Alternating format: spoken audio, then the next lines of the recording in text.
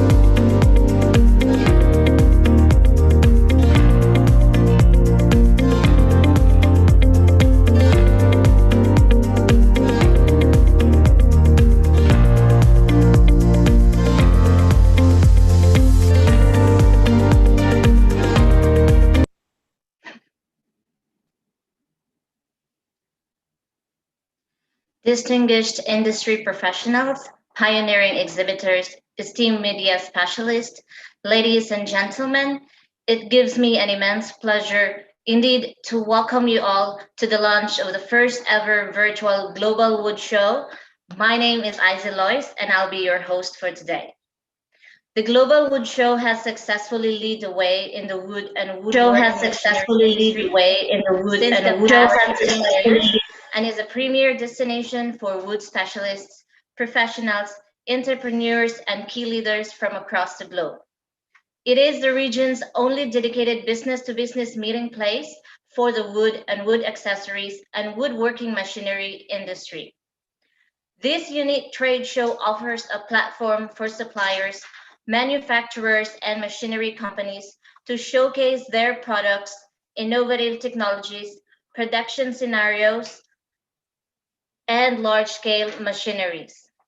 This year, they aspire to facilitate an exceptional virtual edition by proving a litany of world-class features and insights into the exclusive deals in the wood industry. The Global Wood Show promises to provide a valuable experience, ensure business continuity amid the crisis, and grants unparalleled exposure by bringing key decision makers from the industry to you. Just a little housekeeping before we get started. If you have any questions during the presentation, please type them into the video wall in the control panel on the right-hand side of your screen. We will allocate 5 minutes for Q&A after the presentation. I'm pleased to introduce today's speaker, Mr. Roderick Wiles, who is the Director of American Hardwood Expert Council, the Middle East and Africa. He will be imparting valuable insights that ranges from his 20 years of experience in market research, market strategy, and promotion with particular emphasis on the wood products sector. With a special interest in Africa, the Middle East, South Asia, Australasia, and Europe, Mr. Roderick has provided market intelligence, expert advice, market industry assistance, and full-service promotional campaign management to a range of clients, including both government-funded and nonprofits and private companies. He has worked with the American Hardwood Expert Council since 1999, running across regional campaign to raise awareness and knowledge levels of American hardwood products. In recent years, this work has involved high-profile collaborations with leading architects, furniture, and interior designers in Africa, the Middle East, and Australasia. It is our honor to have him join us as this auspicious occasion as of the grand opening of the Global Wood Show 2020, where he will, with his unparalleled knowledge, address the topic of specifying American hardwoods with confidence. Without further ado, we will turn the time over to our speaker, Mr. Roderick. Please come on stage. Thank you very much indeed for the very kind introduction. Let me just share my screen and then I can get going.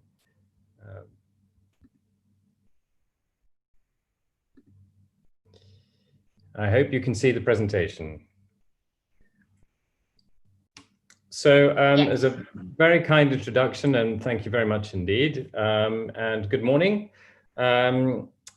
Roderick Wiles here, Director of the American Harvard Export Council, and I'm actually resident in Dubai, so I'm just down the road from where the Wood Show is being organized. This morning I'm going to talk to you about specifying hardwoods with confidence. This is a presentation that's designed for anyone using, specifying, buying, dealing with American hardwoods in any way. And it is designed to give you a higher level of confidence when specifying or using American hardwoods through a deeper understanding of their provenance, species, their applications, and also technology. The presentation is, sorry, before I start the presentation properly, I'll just tell you about the American Harvard Export Council, about AHEC. So we are a non-profit trade association. We have no commercial role. We don't provide American hardwoods. Our role is promotion of what nature provides, inspiration, hopefully inspiring designers, architects, manufacturers, and of course, education. So we are an information resource, and please use that resource. We are here to help you. This presentation, once I can get it working properly, is going to be split into 3 parts. And first of all, we're going to look at the hardwood forest resource in the United States and assurances of legality and sustainability. Then we'll look at hardwood species diversity, suitability for applications.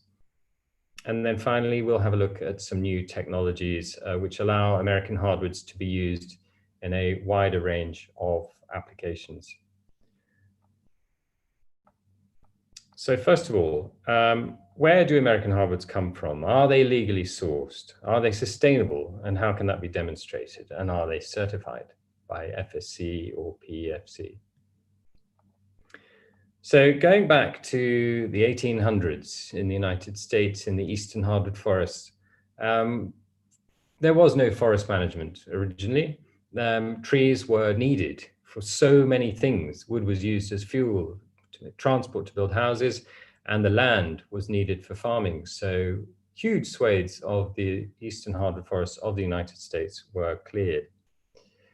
And by about 1900, areas of the hardwood forest were completely cleared in many places and practically cleared across certain states. However, over a period of about 70 years, those trees grew back. And by the 1970s, the resource had more than recovered. And here is this shot is taken in Pennsylvania. And these hillsides are absolutely covered in rich and diverse mixed hardwoods and softwood forests. In fact, you can walk into forests such as these and you can find the remnants of farm buildings and low walls, and all the trees have grown around them. And this is when people moved further west into the Midwest of America, where the farmland was better, and they no longer needed to be in the eastern side of the country where the forests were growing. So who owns the forest? Okay, so there's no forest here in the Middle East to speak of. So this is perhaps something that people are not so familiar with. But in many parts of the world, forests are owned by the government. And in America, this is not the case. The forest is actually owned by nearly 10 million private individuals, not the government, and not large corporations. And the primary interest in ownership of that forest is not in producing wood products, it's not in forestry and logging. And this is one of the real keys to its legacy. And it's also the main reason why American hardwoods, in most cases, are not certified by FSC or PEFC, because you're dealing with so many individual landowners, forest owners. To provide a comparison, the eastern hardwood forest of the United States is roughly half the size of Saudi Arabia.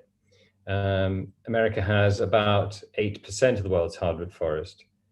And on our website, americanhardwood.org, we have an interactive dynamic map which shows forest growth versus removals and net growth across all the hardwood producing states. Growth always exceeds removals, and for every hardwood tree removed, roughly 2.4 grow back in its place, naturally and not through replanting. This is a naturally regenerating forest. Trees are selectively harvested and areas are not clear cut, which is often what happens in softwood forests, plantation. We're not talking about plantation forests, we're talking about natural forests. So how do we demonstrate the sustainability of American hardwoods? Well, we have 4 key methods. We have the forestry risk assessment. We have the Forest Service inventory analysis, which is part of the US Forest Service. We look at life cycle assessment. And finally, we look at an American hardwood environmental profile. And I'll run through all of these now. So, forestry risk assessment. Well, back in 2008, we commissioned a group called Seneca Creek in the United States to do a countrywide assessment of whether there could be the possibility of illegally harvested wood entering the American hardwood wood chain. And this drilled right down to the sort of county level. But the result of this was that less than 1% of any wood entering the American hardwood chain could be considered to be illegally harvested. This study has very recently been updated, and the findings are exactly the same. So we're not talking about organized illegal logging in the United States. This just doesn't happen. We also have the FIA, the Forest Service inventory analysis, which is a constantly updated inventory of the trees standing in the forest. And this uses people on the ground who are constantly surveying areas, and also it employs data from NASA satellites. Since 2012, we have been working with PE International, now ThinkStep, to look at the life cycle assessment of American hardwood lumber and veneer produced and delivered around the globe. So this is looking at the environmental impact of American hardwoods being extracted from the forest, the trees from the forest, converted into lumber or veneer, kiln dried, and then shipped anywhere in the world. And we also, on our website, americanhardwood.org, we have a life cycle assessment tool, which will show you how many seconds it takes for all of the different species of American hardwood to be replaced naturally in the forest. And it will also show you the environmental impact of lumber of those species against 8 environmental impact categories, which are recognized by various building standards, etc., around the world. Hardwood lumber from the United States is carbon negative when delivered to any port in the world. This is very important to understand what that means. It means that there is more carbon captured inside the wood than was released in all the processes of getting that wood to market. So carbon dioxide is released through all of the process of extraction from the forest, sawing, kiln drying, and shipping, etc. But because trees absorb carbon as they grow, there is always going to be more carbon inside the wood than was released through all of those processes. So this means that the product arrives in the market, whether it's here in Dubai or anywhere else in the world, and you have an extremely low environmental impact material to be starting with. We employ life cycle assessment in pretty much everything we do. We work on a lot of design collaborations. Here's one in Australia going back a few years. We challenged Australian designers to create something to sit on out of American hardwoods, and we used full life cycle assessment to determine the environmental impact of those pieces. All of these things have been put together now in an American hardwood environmental profile, an AHEP. Now, this is a document that we can provide, that any exporter from the United States can provide with every consignment of American hardwoods shipped anywhere in the world. All you need to do is ask as an importer or as a manufacturer, just ask for this. This will give you everything on legality, everything on sustainability. It will show you growth versus removals. It will show you where the majority of that species is harvested from, which counties, in which states, and it will give you a full environmental impact assessment of that quantity of that species delivered to you. This document is really good when you have questions from architects and designers about legality and sustainability, or even from municipalities, or where there are timber import regulations. This is more than adequate to satisfy any of the timber import regulations that exist around the world, such as the US Lacey Act, or the European Timber Regulation, or the OSLPAR in Australia. I know that that doesn't exist here in the Middle East yet, but if there are any questions about the environmental credentials of American hardwoods, this will do everything to satisfy those questions. So it's called an AHEP. Now we're going to look at the second part of the presentation. We're going to look at species and suitability, species and applications. So the US hardwood forest contains about 22 commercial species, and the oaks make up 33% of the overall resource, with red oak being the #1 species at 18%. The maples second, making up 18% together. And what we're going to do in this presentation is just take a look at a handful of the major commercial species. First of all, though, we need to mention kiln drying. Now, this is really, really important. American hardwood lumber is almost always kiln dried to around 8 to 10% moisture content before it is exported. This is very important because it ensures that the wood remains stable, is not going to move when it's converted into an end product, when it's put into a building, into flooring, into furniture. It isn't going to expand and contract in a big way.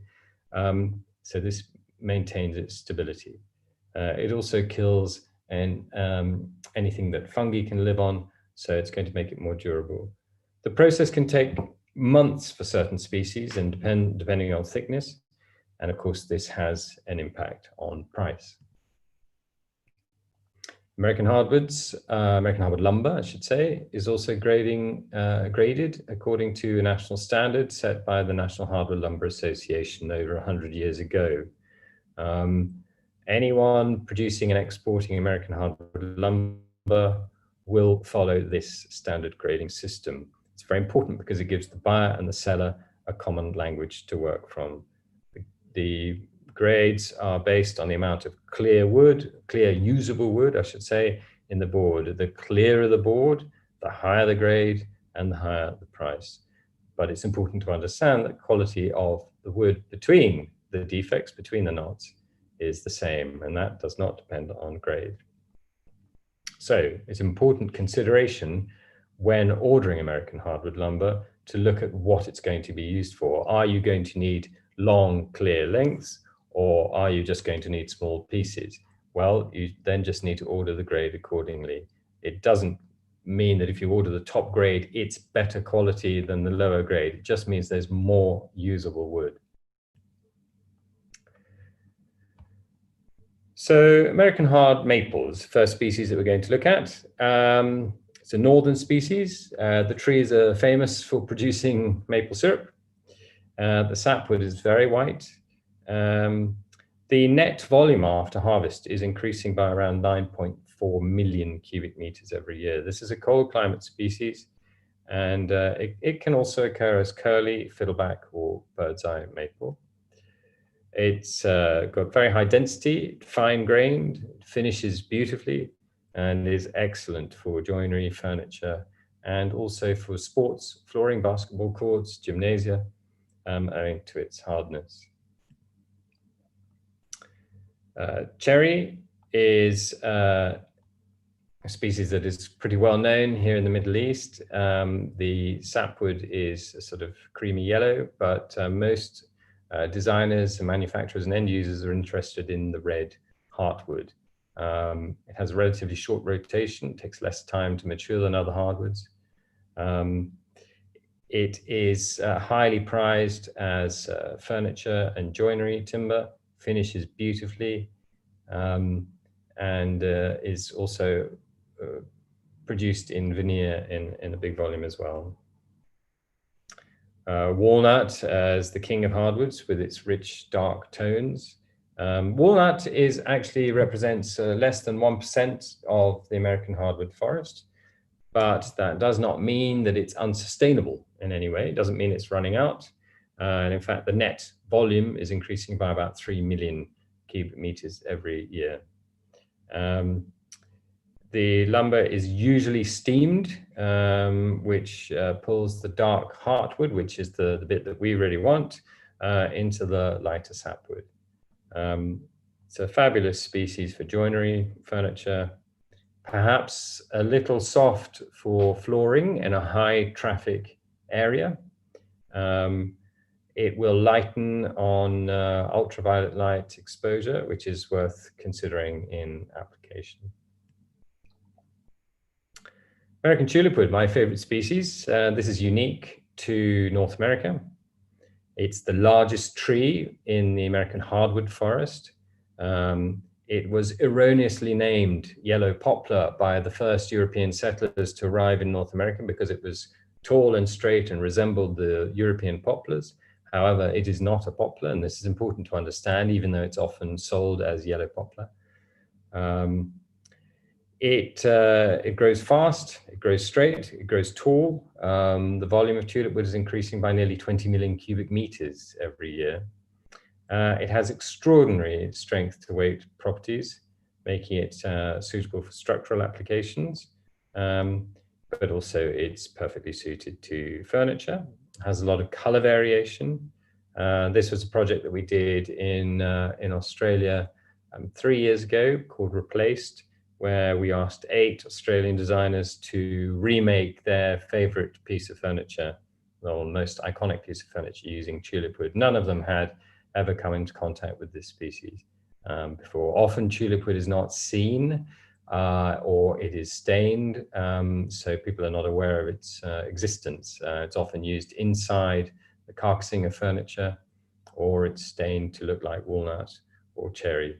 But it has its own beauty.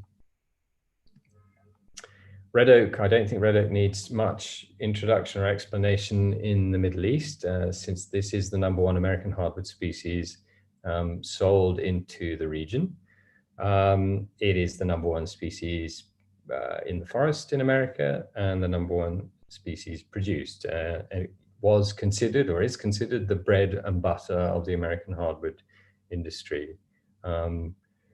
After harvest, the net volume is increasing by over 21 million cubic meters each year. Now, it's important to understand that red oak is called red oak, not because of its color, but because the leaves turn red in the autumn. It does have often a little bit of a pinkish hue to the wood, but it isn't a dark red color at all. It's a unique oak. It's quite porous, and so it's different to white oak in that it can't be used for certain applications where you need a very tight grain to hold liquid, such as barrels, etc. But it is extremely versatile and can be used in many, many applications: flooring, joinery, furniture. This is the relatively new Bloomberg headquarters in London, designed by Foster and Partners, which is all in American red oak, and it's won the Reba Sterling Prize. Red oak can also be thermally modified. We're going to talk about thermal modification in the third part of the presentation. But here, this is a floor in Australia with thermally modified red oak. White oak, well, white oak doesn't really need much of an introduction either. It's extremely valued and sought after all around the world. It's very similar to European oak. European oak is essentially a white oak. It is a major export species for America, although red oak tends to be used more domestically. It's perfect for furniture, joinery, flooring, and many other applications. Talking of flooring, this is the Yanker scale, which is used to determine hardness and suitability for flooring. And as you can see, red oak is in the middle there. The hardest of the American hardwoods is hickory, pecan, before you get into some of the really hard tropical species. As you can see, cherry and walnut are down towards the bottom of this chart. And although they are suitable for flooring, again, some consideration needs to be taken as to whether this is going to be a high traffic area or not. Those cherry and walnut floors are going to be marked by high-heeled shoes, etc. So on to the final part of the presentation, where we're going to look at some newer applications for American hardwoods. In recent years, some new technologies have merged or have been applied to hardwoods, even though they've been around for a long time, and they've opened up some new possibilities. Wood modification. So there are two types of wood modification. There's chemical modification, where there are products like Accoya or Kebony, or there's thermal modification where no chemicals are used. And that's what we're going to look at. And there are various brand names: Cambia, Thermae, Novawood, Vikingwood, Thermowood. But essentially, it's all the same thing, which is that the hardwoods are treated with heat. In American hardwoods, there are 5 or 6 species which are ideally suited to thermal modification. These are red oak, ash, tulip wood, soft maple, and yellow birch. Hard maple can also be thermally modified. What this means is that temperate, non-durable timbers that can only normally be used indoors, temperate, non-durable timbers can be used outside. The thermal modification process increases their durability, and it also improves their dimensional stability. It's essentially high heat in a vacuum over a 2-3 day period. It turns the wood dark brown color, and that's all the way through.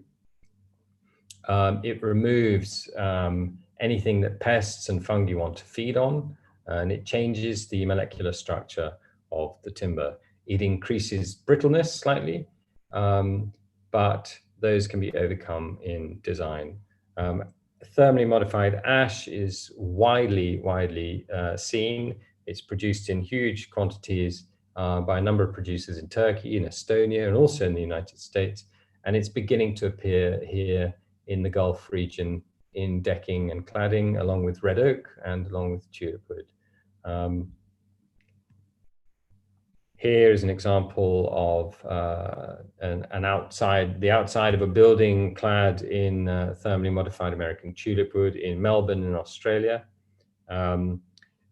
Melbourne has a fairly extreme climate. There's a lot of wind, a lot of rain, and a lot of sun and high UV index in the summer. So, this needs to be something that performs very well. Here's another example in Melbourne, and this one is particularly interesting because this is a house that's thermally modified American tulip wood, but it also has a black finish on it, black stain on it, which is heat attracting. So it may lead to higher deterioration of the timber. However, these pictures were taken 2 years after the cladding was installed on this house, and in that Melbourne weather that I've just mentioned, and also right next to the beach. So very high humidity as well, and it's weathering extremely well. This was a project that we took on last year in Melbourne at Den Fair with an Australian architect, Adam Markowitz, and an Australian designer, Marcus Piper. And this was to demonstrate the versatility of American red oak in a market where red oak is not particularly widely known, unlike the Middle East, where it is known. So this stand was a mixture of natural red oak and thermally modified red oak. They were used in combination. And here is an example in the UK, if I can get this to work, of thermally modified tulip wood being used in a commercial building. This is Maggie's Centre, which is actually a cancer care centre in Oldham near Manchester. And the entire building is made of tulip wood cross-laminated timber and clad in thermally modified tulip wood. And we'll talk about cross-laminated timber in a moment.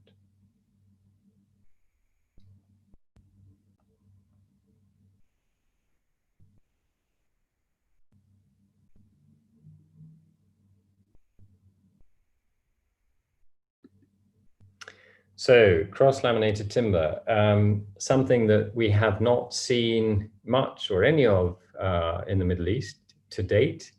But essentially this is a timber sandwich. So you have boards, timber that are edge glued to a panel, and then another panel is made and that is glued onto the panel before, perpendicular to the grain. So you create a sandwich, which is a structural panel. Now, normally this is made using spruce or softwoods, which are cheaper to produce and available in very high volumes. But we did some work to look at the viability of American tulip wood in cross-laminated timber. And actually, it's particularly interesting because tulip wood is 3 times stronger than spruce in rolling shear, which means that panels with the same structural attributes can be made from much less wood. They need less layers, a lot less material. And that's because of tulip wood's excellent strength to weight ratio.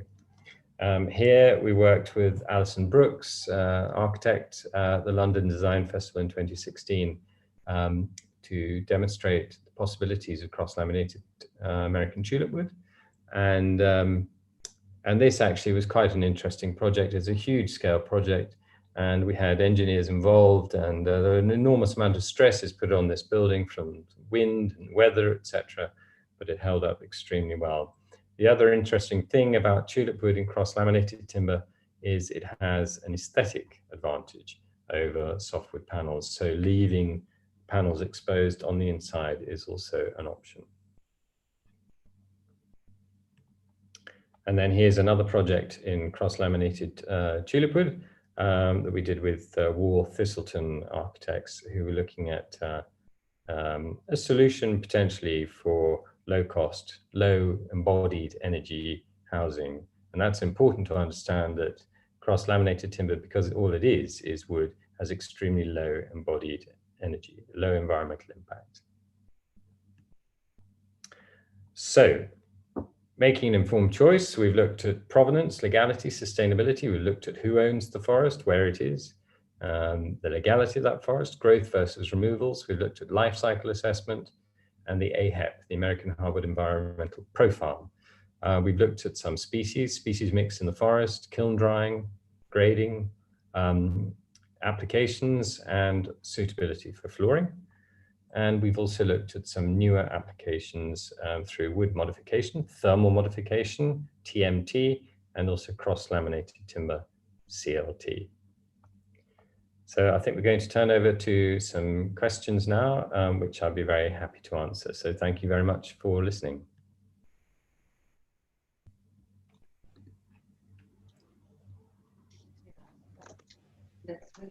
Thank you for the brilliant presentation, Mr. Roderick. And right now, I think your presentation was really awesome, since currently there were no questions from the participants. So before we wrapped up, would you like to say anything else? I'd just like to say thank you very much indeed for having me on to speak this morning, and good luck for the rest of the virtual wood show. I'd also like to say that I am going to be available throughout the wood show to answer any questions. My email address is there. It's Mena, M-E-N-A, @americanhardwood.org, and I'll also answer any questions on the platform, just to encourage you to use us as an information resource. So thank you very much once again. Okay, so for any questions or inquiries addressed to American Hardwood Export Council, please visit their booth at Global Wood Show virtual platform. Thanks again for joining us today, and we look forward to see you tomorrow at 8 a.m. for our second session entitled Malaysian Timber, Where Do We Go Next? The same program agenda is updated on the homepage of Woodshow Global Virtual Platform at www.eventcenex.com/event/woodshow-global. For any general inquiries, please visit the lobby area and click the reception representative or email us on your feedback on info@woodshowglobal.com. Once again, thank you for your participation and wish you all safe.